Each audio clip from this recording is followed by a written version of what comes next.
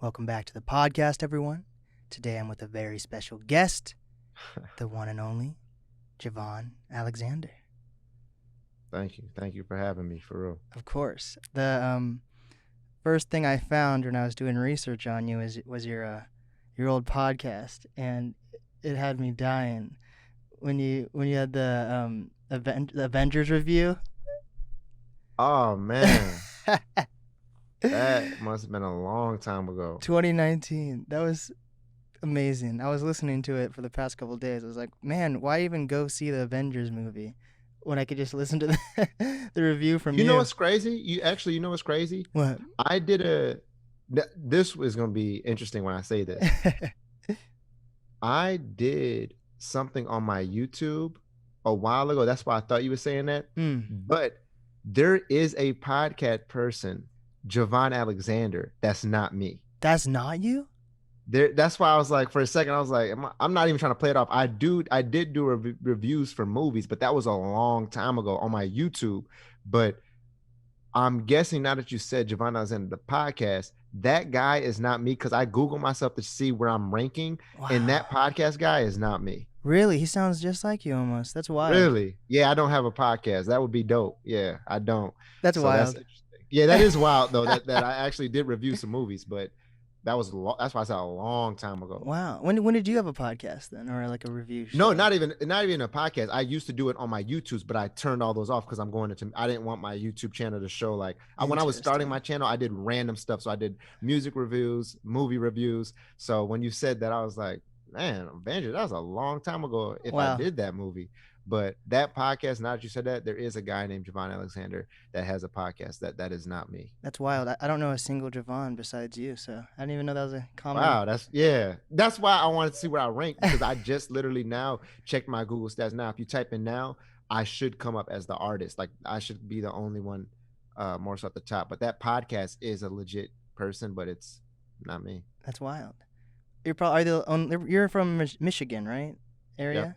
So you're probably the only Jevon Alexander in Michigan, at least, hopefully. Probably. Right? Hopefully that's how it works. I actually just moved, but that's where I'm from. Okay, where'd you move to? Orlando, Florida. Ooh, for the music scene, for work? I mean, it was really just the music and just new opportunities, just a place I've always wanted to come to Florida. So I kind of just said, I'm just going to do that, and that's what I did. Wow. What's it like during this whole pandemic in Florida? It's clearly it's different out here. But you know, the weather is a huge change from Michigan, because Michigan has all 4 seasons. Florida, it's hot for most seasons. But you know, people are out. They're out here. Wow. How long have you been in Florida now then? Probably since January, February. Oh shit, that's a nice time to move there, I'm guessing, right? Yeah, I'm still getting acquainted, but you know, it's definitely got a lot hotter since February, but it was warm when I got here compared to Michigan. I bet. Do you know artists out in Florida yet, or? I don't know. Like, I know some of the Florida scene, but I don't. It's still like a lot of the big names that y'all would probably know: Kodak Black, Hot Boy. There's a few acts, but it's not as big as the names that I can think of. In Atlanta are, you know, the emerging talent from Detroit as of right now, but it's still open. That's a good thing for Florida. So in Seattle, at least, like it's Washington. So we say if you're traveling around, you're from Seattle, even if you're not directly in the city. So we say like the Seattle music scene. We don't say like the other little towns and cities that have music. We say Seattle music scene. So in Michigan, is that what they kind of say about Detroit? Is it the Detroit music scene, or other parts? You know, Eminem's not from Detroit, right? But he was right outside of the, you know, and you just get attached. But he would always, you know, battle rap. So you get attached when you do stuff in that area for sure. So Detroit, I'm from Ypsilanti in Ann Arbor, so where University of Michigan is. Okay. And then outside of that, it's a small town called Ypsilanti. But where I was recording and like where a lot of the showcases and stuff is going on musically is Detroit. So you might get swept in within that crowd, but I'm proud to be from, you know, Ypsilanti. There Michigan. we go. That sounds like a mouthful to say. Yeah, it is. Most people on paper couldn't spell it correctly. So wow.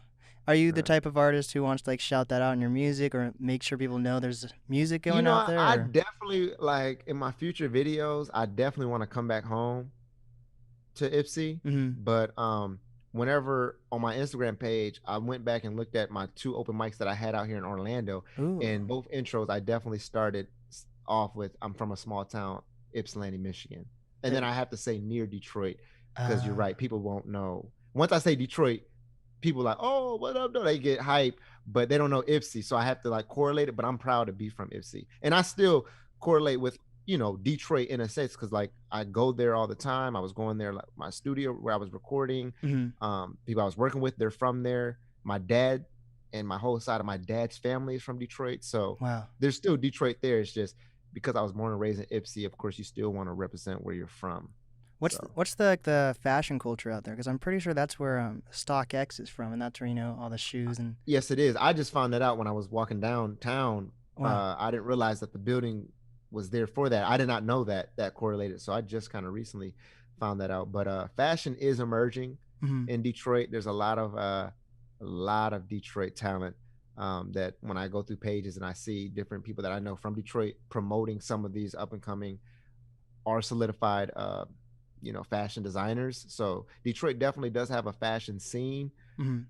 on the emerging aspect, but yeah, they're coming together strong down there. There we go. And your first project you released was like 2019. I think I was listening to an Yeah, interview where you're still like a newer artist in general. Is that I correct? am. I am. Yeah. So 2019, Chasing Failures. That was my first EP. And did you produce that yourself? Because I understand you do a little producing, or. Yeah, I produce all my music. Oh shit! I'm a, So I'm a yeah, I'm a producer first. The only reason I became into the artist field was because people wasn't buying my beats. oh wow, that's where it starts, right? Yeah, you gotta start somewhere. So I enjoyed the production aspect a lot more. But the artist side is more satisfying when it does come together. Wow. So now that you're starting to get a name for yourself, are people only kind of recognizing you for your like artist capabilities then, or? Yeah, because I think to really solidify, like as a producer on the outskirts, because I always believe that I'm a producer and an artist before anybody. Like you always are who you are before you get that stamp, regardless. Mm-hmm. But I think to solidify on the outside realm to be a producer, you have to produce other people's music as well. So that's like a goal of mine is Oh, to produce other albums for other artists. there we go. So when I started my podcast in like 2019, so I wasn't really able to tap into the music scene that much, like show wise at least, because Mm-hmm. I had just started the podcast. Were you kind of in the same boat? Like when you first started your music, were you able to go to any shows or? So ironically, because of the pandemic, um, outside of my listening party, Mm-hmm. where I was able to perform some of my songs with a small group of people that came, but it was more than I thought would come because it was like around the pandemic still. Right. So we had the whole face mask procedures and everything, but a lot of people didn't come out that wanted to because of it, which it was more than a turnout than I ever thought would be for my first time revealing my album. Wow. But even for my EP up to now, my first performance was 2 months ago in Orlando. Was Wow. that was my first open mic, so I never performed. So this is still new to me. Every time I still get nervous about to hit the stage. It's yeah. That's so exciting though, honestly. Yeah, this is like the beginning of the beginning. So it's a cool, experience when you actually, embrace what it feels like to be at the beginning stages Right. and you have to, mention other names. Like when you think of anyone else, Ye, Drake, Jay, I'm sure they all had to start somewhere. That first performance still, no matter if they had a lot of supporters by the time the music blew up to when they perform, it still feels like, man, this is my first time getting on stage. This is different. So Yeah, yeah. man, and you're doing a good job. I found you, and I'm all the way in Seattle, so. Man, that's crazy, man. Like, that's why that so for example, like in the podcast realm of how you would look at like let's say the Joe Budden podcast. Mm-hmm. Um me in my mind as an artist, like, man, I like to get on, Charlemagne's podcast or Joe Budden's. But in this time right now, what I talk about like embracing that moment, in a way, this is that for me Yes. because like you said, it's still everyone has to start somewhere. And I rather it be this than to just jump straight to I won't appreciate it as much. I'll get the track log this like, man, this was like I had only I only had a few, like only two maybe before this, a podcast. Right. One I haven't seen it hasn't dropped yet, but one has. So this might be my third. If I'm mistaken, I may be one off, but Wow. it may be my third. So, but still, every single one feels like, man, I get to be on a podcast. That's how it feels to me. Hell yeah. You may be used to this now, but that's how it feels for me. So it's big. That's very exciting. I kind of see that with like a lot of these artists who seem like they come out of nowhere, like a little baby even. Like when he's kind of on the Breakfast Club, he seems kind of quiet, and I feel like if I was an artist in his boots, I'd be like just smiling the entire time, just having a great time. But he almost seems like super quiet and almost like shy. that. And some of them have that success. So when they get there, that may be their first time being interviewed because their success just jumped so fast. Wow. So they still maybe feel uncomfortable, or it doesn't matter what level it is. A podcast, still an interview, it still feels like, a moment of like, wow, this is real. So that's how it feels right now. So that's why I said I appreciate this and I'm forever grateful. So this is big for me. So yeah. Yes, of course. So because you're a newer artist, did you have any friends that made music at all first? Like when it comes to like your community of artists, is it existent, or how is it coming along for you so far? That's the thing, man. Like, yeah, I got a few peers that, they do music, but when it comes to music, as an artist, you feel so attached to, your music. It's your art, you know what I'm saying? And I think a lot of times, and I'm not talking about my friends particularly with what I'm about to say, but like working with others is, I don't know, it's different. Like everyone wants to like be their own and, stick to what they have until it works for them. But, it seems to be very competitive when you look at those around you, where it's like they're doing what they're doing and you doing what you're doing, but you're not hating. It's just, it's them and you. You see what I'm saying? So that's how it is. But yeah, I got friends. They doing music. They doing their thing, man. They know I'm proud. We support each other for sure. And I was able to actually on the album get some features from them. Oh yeah. Close to my friends. So those people all Ypsi and Detroit. Wow. So there's only a few. It's only Lando, Mina, and Mikkel. Those people Lando and Mikkel, those are two real good friends of mine. Mina, she's doing her thing musically, and I went to school with her, and when I reached out, she was all for it. But she's doing her thing too. They're all doing their own solo thing, but yeah, that worked out for me on my album. From kind of being like an outsider, me and you, to the Detroit music scene to a certain extent, when you think of the Detroit music scene, is it something scary to jump into when you have these huge artists like an Eminem or a Dej Loaf or a it's crazy, Big Sean? Or you name those three people, and I don't want to, I know there's a podcast, but it's all about being, truthful. Yes.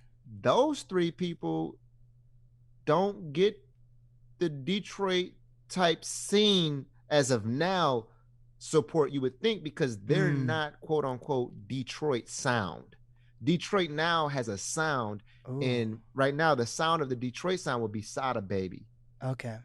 Grizzly, Peasy, there's producer Helliva. There's a whole thing now with Detroit type beats. There's a whole lane right now. And I'm not saying those three haven't tapped in, but Eminem, Big Sean, and Dej Loaf, they've all kind of separated from that sound. So yeah, they're Detroit, but they're not what I would think when I say Detroit. Wow. Because that's not the sound right now. Wow. Do you think it's because they're older, or do you think they just really No, it's just separated?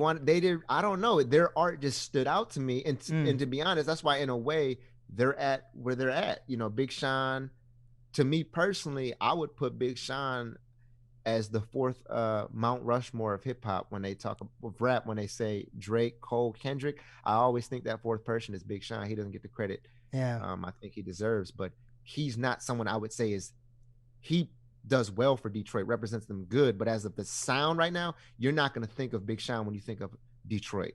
You know what's interesting? People outside will, like people that don't know the scene will say, oh, Big Sean, he's from Detroit. So yeah, but that's not the sound right now. You're going to think of those artists I just named. Of course. That makes sense. That makes sense to me. It's crazy with the, that was a couple months ago now when he released Detroit 2. Yeah. I'm pretty sure that counts as like a mixtape, because the Detroit Yeah. one was a mixtape. But it's cool to see how a lot of these like Academy like award shows are. I don't think people like the Grammys really understand the difference between like a mixtape and an album. But that's kind of Hmm. interesting to me to see, like, he was up for a Grammy or two for the Detroit 2 mixtape. And then Chance It was. for the I think it was like rap song of the year was the Oh, Nipsey okay. Hustle song with him. Oh, okay. And then Chance won one when he released the coloring book. Yep. Drake Yep. was up for one. Tyler's probably going to be up for something, I bet. Yeah, he is for sure. Do you think mixtapes are important, or do you think it's fine to just say your mixtape's an album? Like, To be honest with you, I this is crazy.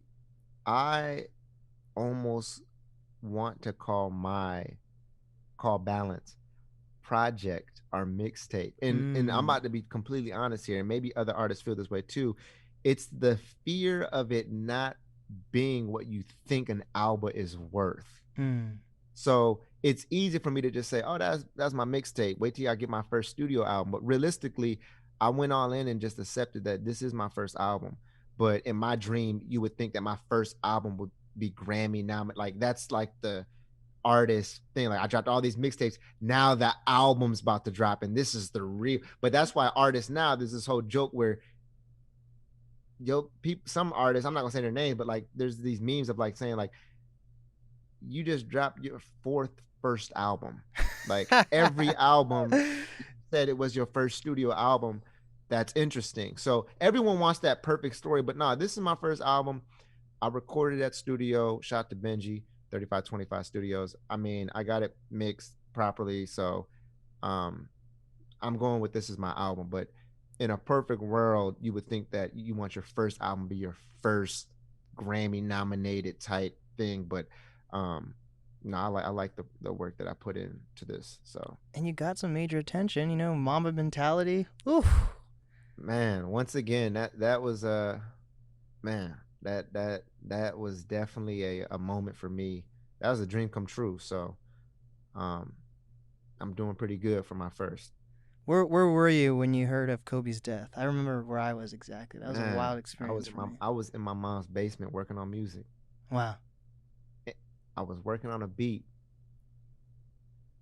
I was working on a beat, got a call, stopped everything I was doing. I know I'm sure I cried because it was just a moment of just like, dang, this is crazy. Called a few people, talked, and the beat that I was working on, that was Mamba Mentality's beat. Wow. Yeah, that became the beat for that. That's very special. So, yeah, man, I was in my mom's basement. And where does it come how did you find success in that song? Like a lot of people can have these amazing songs that are shout out to like NBA players, NFL players, or whatever, but they still don't get like the attention they deserve for that song. So did you find a certain way to go about marketing it, or did you just release it and? So, yeah, so I had did it. This is crazy, man. I had did the song, wrote it, knew that I wanted to just record it and just put it out. I just wanted to get it out the way because I didn't want to drop it and overthink it because everything was emotion at that time. I just wanted to record it, went to the studio the next day, and I just wanted to drop it. And I went through a new distribution platform called United Masters, owned by Steve Stout. And it just so happened that they had for 2K20 at the time, you could upload a song. And if they choose it, they would do these weekly uploads where they would just weekly put new artists that upload. If they decide to go with it or not, it'd be there for a week. Wow. But naturally, I knew I just wanted to put it out right away, and United Match has a quick turnaround rate, so I just wanted to like put it out, and it just so happened to drop 8 days later because it took that while for it to get approved to just drop for some reason. Wow. So I just submitted it to United Masters, and then I just clicked go ahead and submit for the 2K opportunity, but I didn't hear from them, so it didn't make 2K20. It wasn't until they sent me a email way months later saying that they want to use it for 2K21 and that it would be forever on next gen for that version in my city.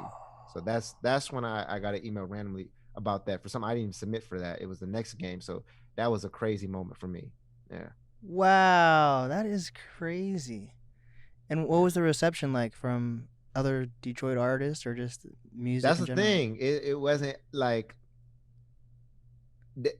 I was getting more stuff through people overseas. Like Mm. a lot of my comments and getting DMs from people like from Australia. They're just coming from all over the place saying how much they love Mamba Mentality. So it wasn't even something strictly in my city. Like I got the support from people that knew me, but I'm not big, not a Mm. lot, not enough people really know me in that area, but I was just happy to be on the game. That literally is a dream come true for me. And I remember saying that verbatim that I would be on a game, and it just so happened to be my favorite game. Been playing 2K since middle school or something. I've been playing 2K forever. So to be on a game, my favorite game, on the year Kobe's death cover game, like yeah, that's a dream come true. So I'm more than grateful. That's wild.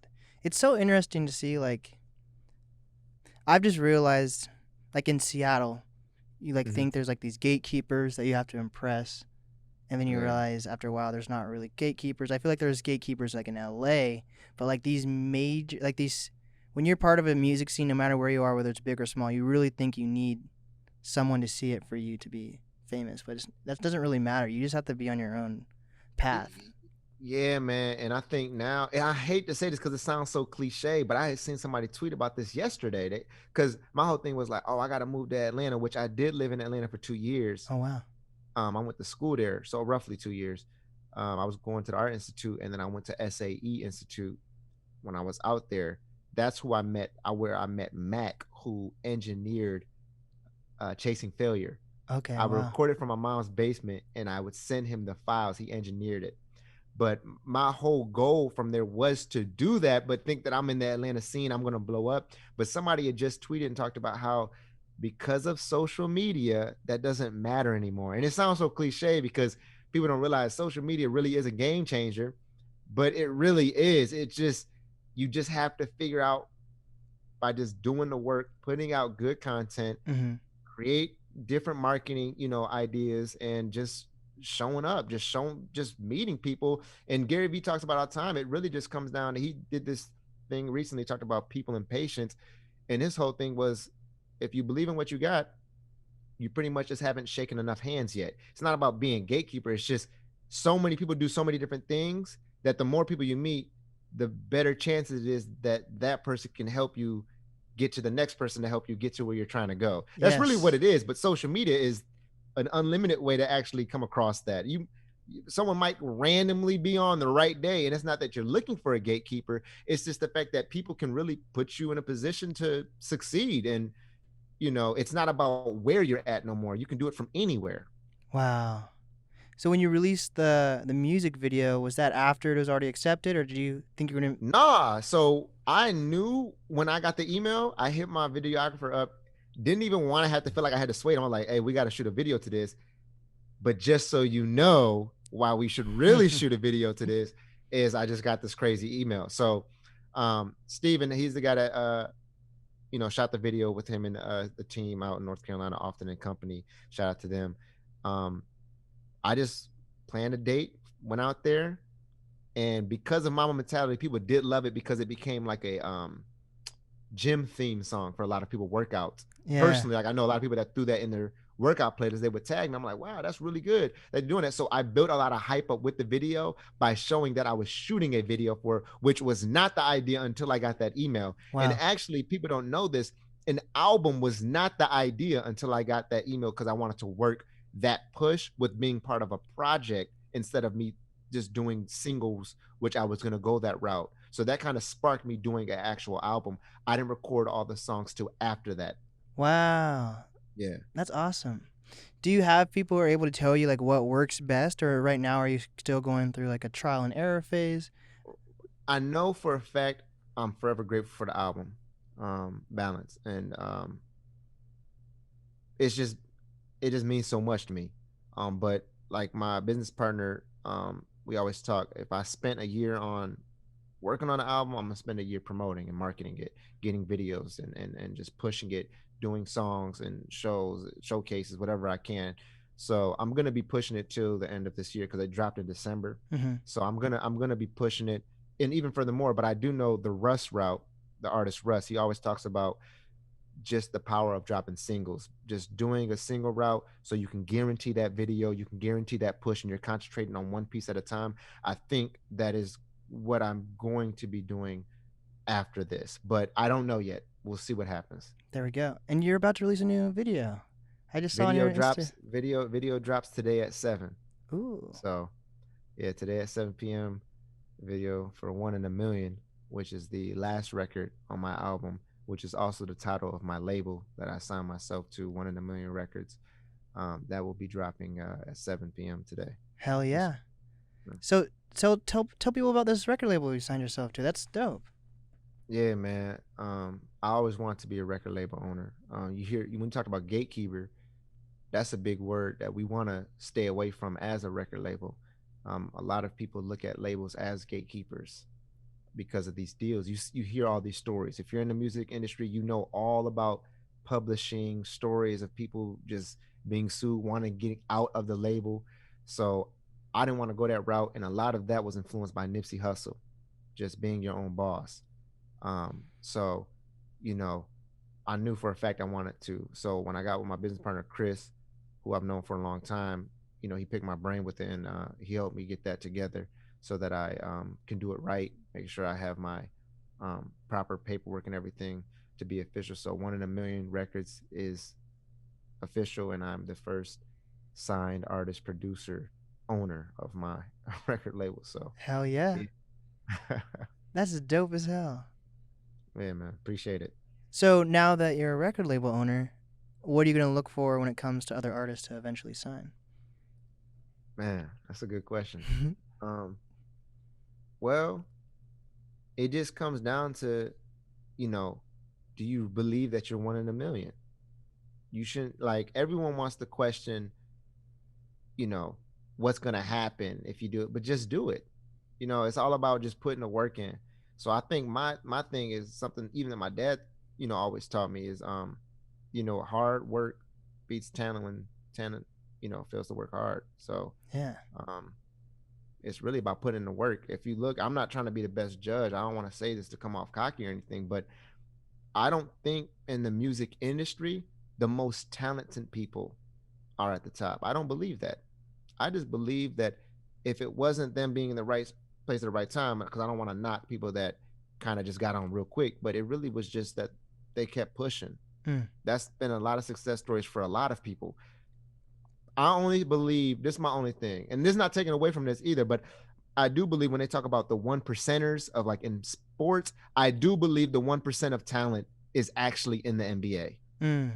But that can be contradicting on what I just said. It's hard for me to believe that there are players out there better than LeBron James and Michael Jordan that's never been heard of. Right.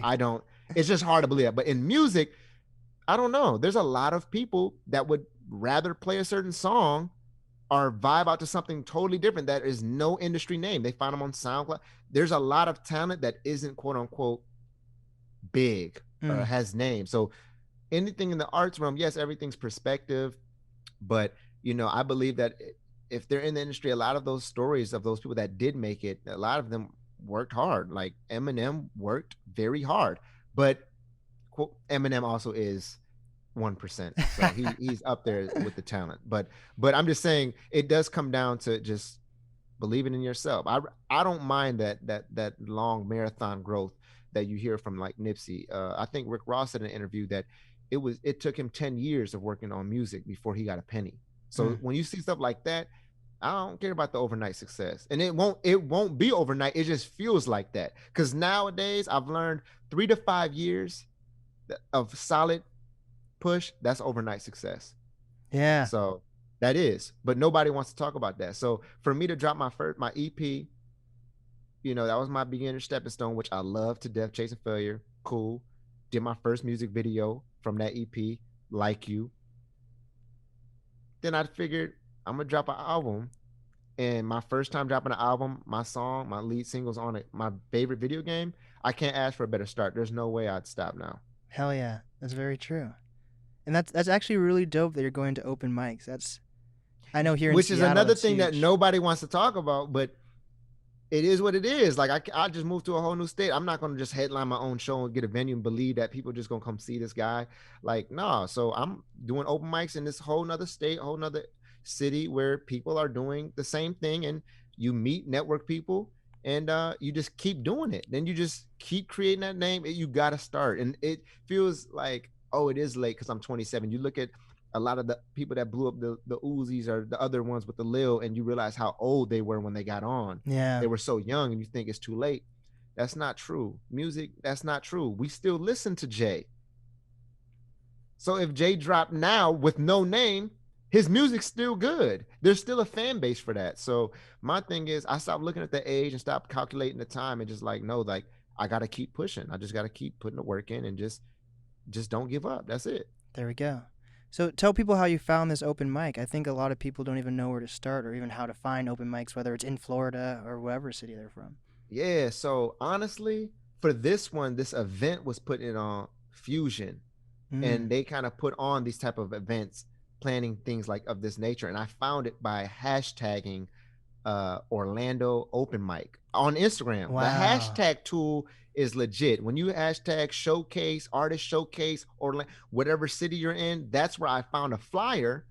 Then I DM'd and realized you just sign up and you just pay whatever the fee would be to just go to it. So any artist can do it. You just sign up on your way when you get inside the event. And then they had an Eventbrite, got my ticket, signed my name on it, and everyone went. And then you just network. People liked it. Hey, I love that, bro.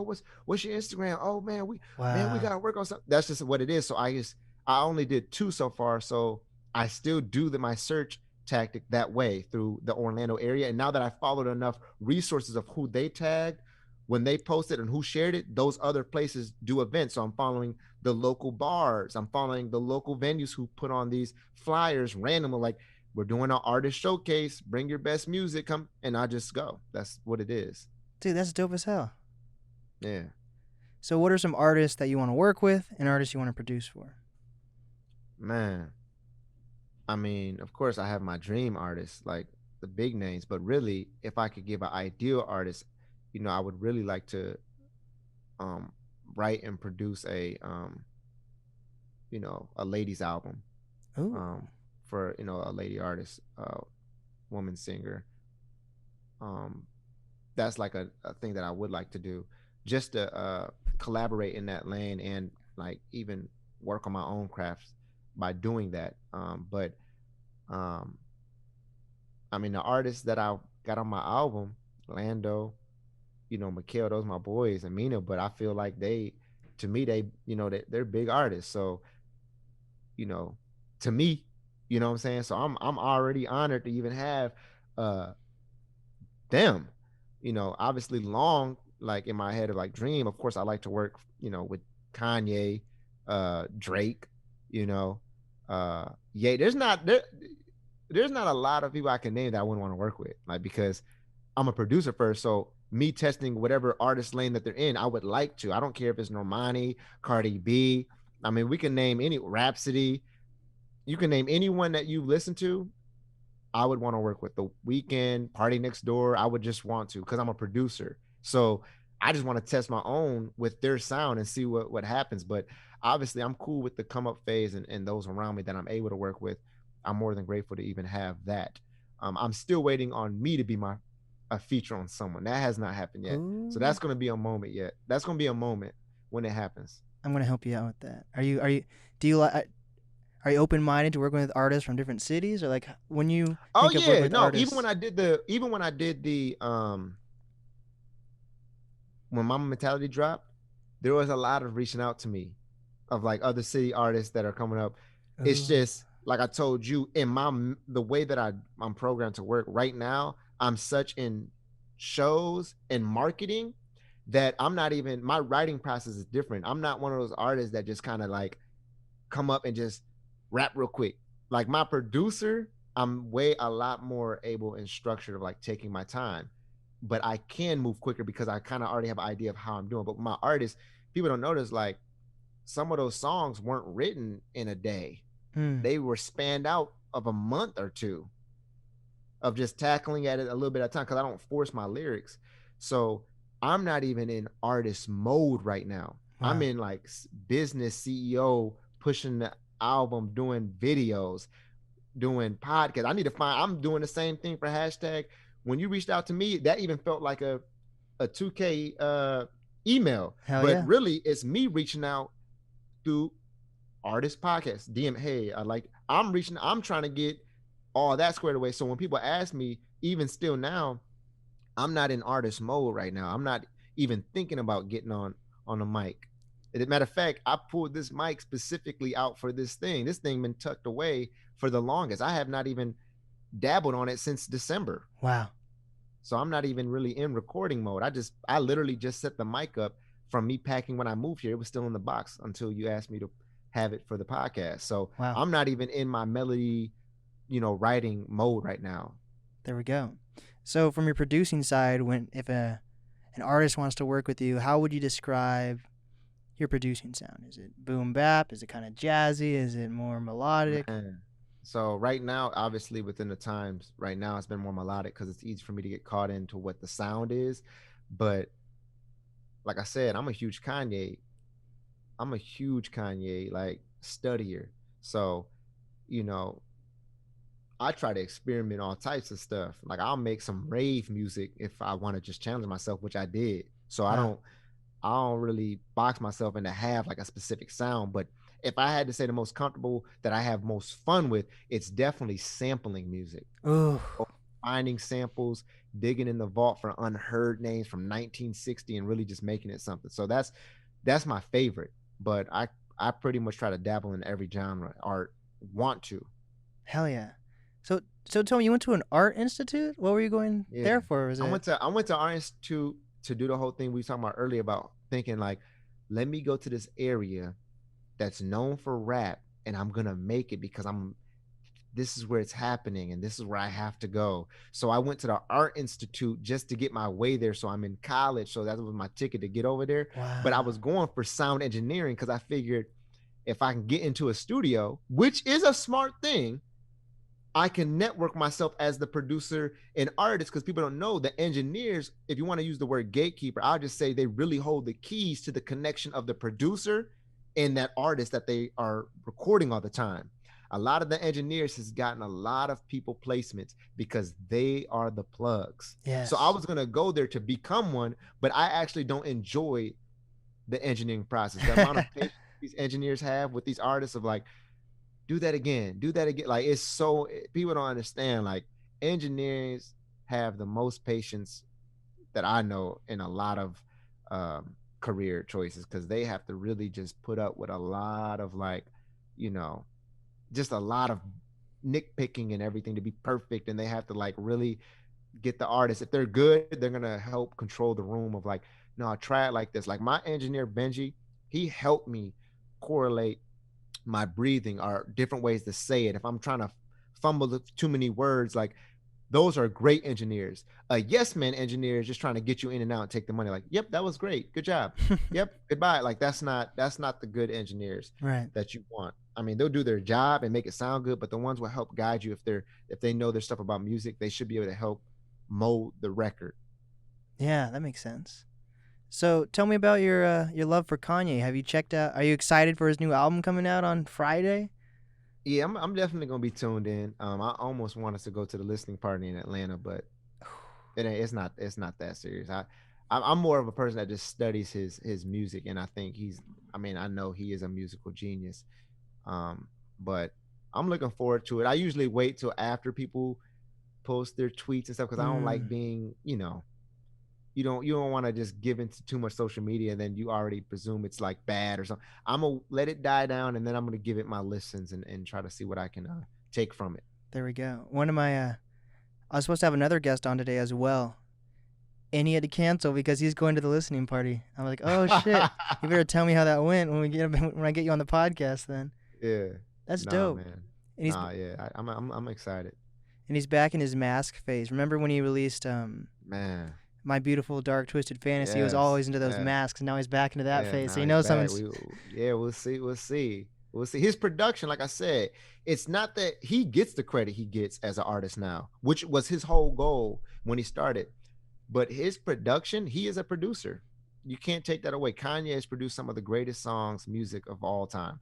And to have that side where you don't have to pick one, that's what I like about that. You don't have to just do one thing. Yeah, it's easy to focus on one thing so you can really dive in the details of what you want to accomplish. But I always tell people, if you can do multiple things, like on this,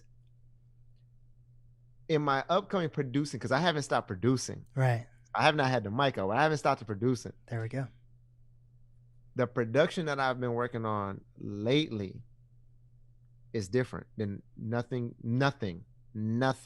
from the album. Wow. Yeah. So I'm in a different mindset. But Kanye kind of got me in that when I started studying his album. It's like, dang, 808 Heartbreaks. But then you got records like Spaceship and all these other albums that your first 3 albums, like, it's so different. He's always trying to think of that futuristic turn. And then Jesus is King, the production on that was crazy. He's always doing something different. That's what there's no rules. There are no rules in music. A lot of people, this is what labels tell you. If it works, don't change anything. If it ain't broke, don't fix it. I hope that's how you say it. But people drop a thing, get on TikTok, and they think that every song they drop after that as marketing has to be like that. And I've seen that, but I don't know if it's me as a listener, that gets boring. That's just me. If you try to duplicate that hit and you want the same, that's what artists come in to prove. Hey, they hear that hit. Oh, we want something like this. Why are you trying to do that? Mm-hmm. I get it, marketing wise, yeah, but I hope you don't get caught up in this scale of I need everything to sound like the most recent hit. That is an actual thing that labels will want you to keep duplicating. If it don't sound like the hit, they don't want that because they want to make sales. Mm-hmm. That's the difference of being creative. You want to break the rules. Like maybe the whole drums on your song is you beatboxing. It ain't even drums. Yeah. I have to start. That's my thing of me start thinking about so I can throw these Easter eggs. Like, y'all hear that little sound right there? Yeah, that was me pulling tissue out of a. Like, I like coming up with stuff like that and let them be Easter eggs. I don't talk about them till it's done, till later in life. But that's what Kanye did. You'll find random stuff like that. Wow. With his production. So yeah. That's awesome. You brought up that Spaceship song. I feel like no one talks for that song. Listen, that was a dope song. The reason I bring up Spaceship was because, and I'll never forget this. First of all, we're talking about somebody in the prime. I just had this crazy conversation with someone. Well, my business partner, Chris. No crazy solidified album are artists, are club makers, are radio. If you really think about it, the only exception in today's climate is Drake, and we all know why. He's kind of merged that gap because his hooks are good and obviously his music is good, but he can adapt with the club side and the radio side and still put out great albums. But when you think about his best album, in my opinion, right, Take Care, none of those songs in that beginning, Over My Dead Body, they're not playing that in the club. True. Like, those aren't club songs compared to what people specifically focus on club music. When I think of Eminem, Jay, you're not playing majority of those discography in clubs or on radio. They're not radio smashes. J. Cole, they're not radio smashes. They're not WAP. They're not. So, and that's no knock to them. It just made me look at perspective like, dang, like I don't want to be focused on I can still have longevity in the rap game and not be Nipsey Hussle and not be considered a radio hit. Like I'm not using the term one hit wonder. I'm just saying I don't make songs that have to be accumulated to radio. I can just make good music. Another one that I don't talk about a lot that inspired a lot of my music and me correlating with him that was not radio hit regardless of the radio of day and night. Kid Cudi, Man on the Moon. That was such a different. He talked about it recently about how he was so nervous about putting that out. I just seen that in a recent reel on Instagram about he was nervous and he was in an interview how he didn't think people would accept that because it's so different. It's not, and I love it. It's because of that I'm like, wow, this is crazy. So when I think of songs like I Wonder by Kanye, that's not, come on. I Wonder and Spaceship, that's not radio. Ain't nobody playing Spaceship, but he made a song about working a job. That Yeah. shows you that there's no excuses in me. He made a song about working a job. So what I was trying to get at was I rapped those lyrics my whole 2 years working at AT&T. I would rap Spaceship over and over again till my shift was over. It got me through work. Think Wow. about music that you said that got me through something. Those aren't radio hits. Right. Wow. Yeah, so Stan by Eminem. None of these songs, none of this stuff is radio hits. Tupac's Dear Mama, they're not playing these at the club. And so that's mute. To me, that needs to be on albums. You need that break. If your whole album is like someone said, it sounds like a playlist, that's usually a knock to the body of work saying that there's no ups and downs, but life is up and down. We need to be able to correlate that with the album, unless the purpose of it is to not be like that. That's why I say the great albums, the lasting ones that we can correlate like some type of similarity, it's that there's this whole spread of, you may not like the song. Matter of fact, you may hate the song right now, but it's going to hit you later because you're going to want it for later. That's great music. I like albums that are like movies, you know, that they just flow and exactly what you said, using that balance was scripted. The track list was scripted as a film because that's my first passion is film. there we go. Or music, I'm in acting and film. I want to be the lane. This is all exclusive. I don't know if I said this in none of my other stuff, but the lane that I want to go down, if I had to go into a category of being compared to someone, would be Childish Gambino, so Donald Glover, Jamie Foxx, and Will Smith. Those are the three people that I'm trying to be correlating the music, the comedy side of things, and in films, acting. So that's the lane I want to be in. Obviously, there's more upcoming people like Dave, Lil Dicky. Yeah. So there's, I don't want to not. I'm just naming the three that came to mind as far as like at the highest elite. Those guys are up there. So I want to. That's where I want to correlate. Where I wrote balance as even the track was how it's told. The first two songs. So you got On, that's the intro, and then you got The Hunt. After that introduction of The Hunt, of what it is, why we're getting into balance. So we have On, I Can't Wait Till I'm On. We wanted to start it off like that, and then we got The Hunt. And then after that, songs 2 through 8, which was Mamba Mentality. So 3 to 8, Nothing to Mamba Mentality. That's the meat of the album. That's the story of where it's me personally on the album scale of like, this was the body of work before we added these other elements in this film that I was trying to direct, the intro, then the setup of everything. And then there was another skit, which was called Consequences, which after that is all the lady records. Yeah, so it became more melodic after that. Yeah, I noticed that. Exactly. I noticed that. Exactly. And then after that is the 3 most personal songs on the album, which is In the Dark, I Gotta, and Mud. Family related, suicide in my darkest times, and me, I gotta, what I have to do. I gotta prove myself.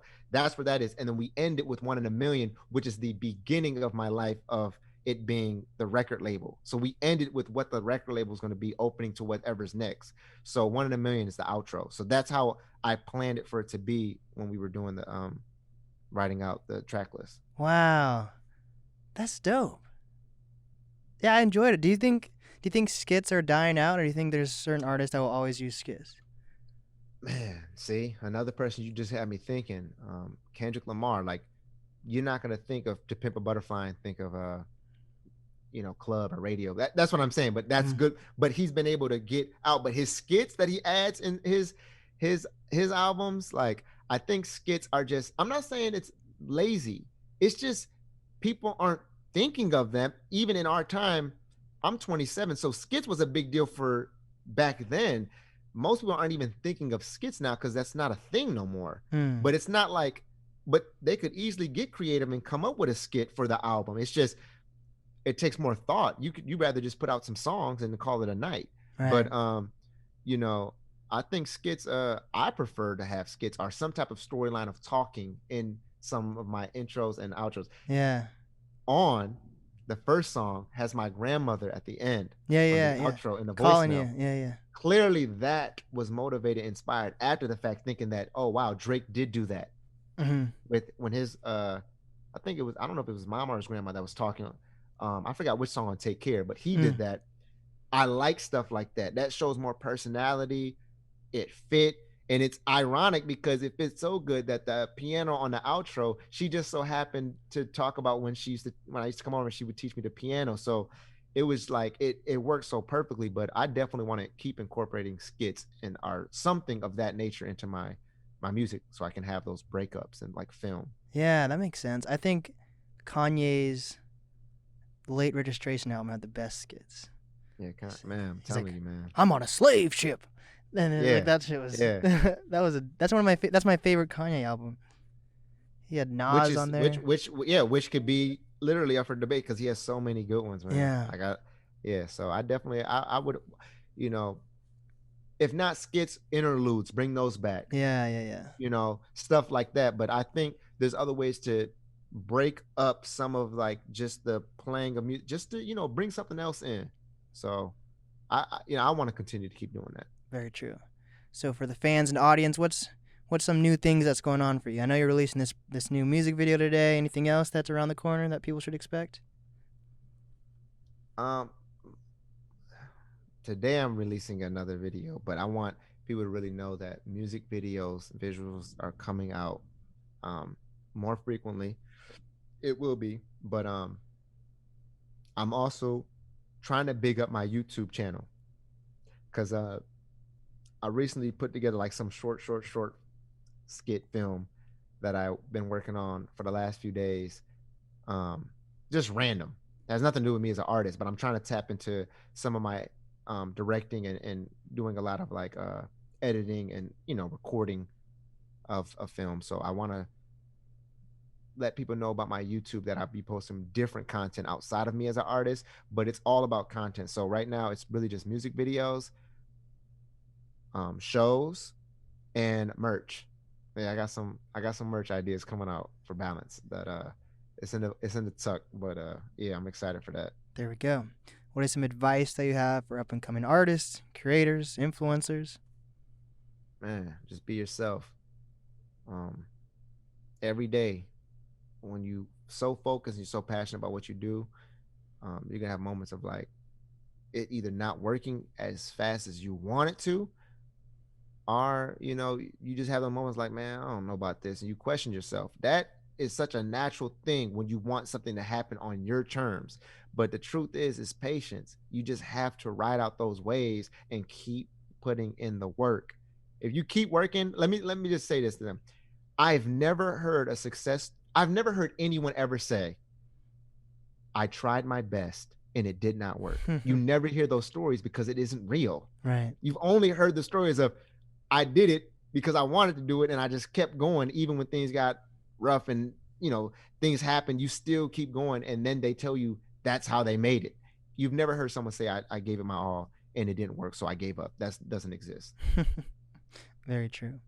What is the easiest way for people to reach you?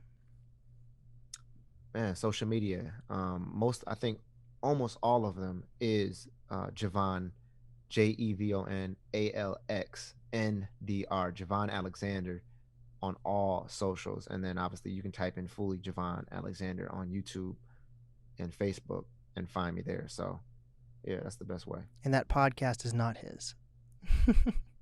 And it's not mine. That podcast, Jevon Alexander, shout out to him. That's not mine. There we go. This is the NAST podcast with Jevon Alexander.